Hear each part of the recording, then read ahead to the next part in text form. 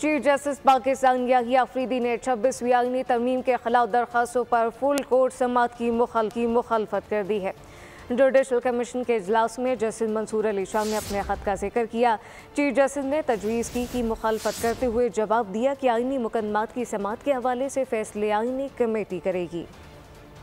Chief justice of Pakistan की जेर सदारत जुडिशल कमीशन का इजलास 26वीं तरमीम को फुल कोर्ट के सामने समाअत के लिए मुकर्रर करने का तस्करा। जस्टिस मंसूर अली शाह ने 26वीं तरमीम के खिलाफ दरखास्तों पर समाअत फुल कोर्ट के जरिए करने पर बात की। चीफ जस्टिस पाकिस्तान याहिया अफरीदी ने तजवीज़ की मुखालफत कर दी। चीफ जस्टिस ने जवाब दिया कि आईनी तरमीम के खिलाफ दरखास्तें किसने और कैसे फिक्स करनी है ये आईनी कमेटी तय करेगी। चीफ जस्टिस पाकिस्तान याहिया अफरीदी की राय को अक्सरियती मेंबरान ने सपोर्ट किया। जस्टिस मंसूर अली शाह ने चीफ जस्टिस के नाम खत में 26वीं तरमीम के खिलाफ दरखास्तों की समाअत के लिए फुल कोर्ट बनाने की दरखास्त की थी और कहा था कि रजिस्ट्रार सुप्रीम कोर्ट को दरखास्तें समाअत के लिए लगाने का हुक्म दें।